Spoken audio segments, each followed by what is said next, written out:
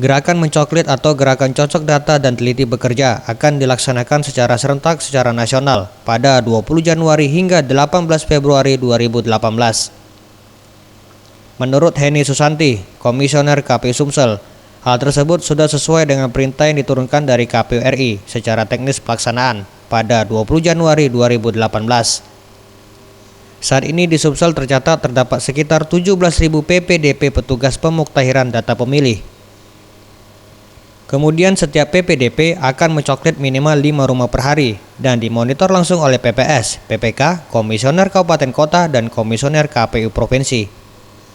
Setiap PPDP akan membawa formulir AKWK yang berisi tentang data pemilih yang sudah disinkronisasi KPU RI dari DP4 dan DPD terakhir. Pada hari coklit pertama itu akan dilakukan minimal 5 rumah oleh tiap PPDP kita yang akan dimonitor langsung oleh PPS, oleh PPK, oleh Komisioner Kabupaten Kota, sampai Komisioner KPU Provinsi.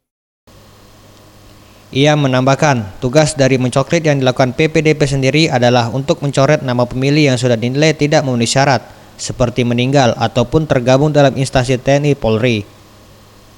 Selain itu juga, PPDP akan memperbaiki data pemilih yang dinilai belum lengkap, serta menambahkan nama pemilih baru, seperti yang sudah cukup umur, menikah, dan pensiunan TNI Polri.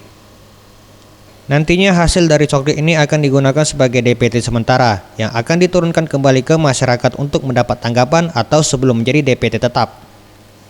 Anugrah Sandi Pratama, Sriwijaya TV.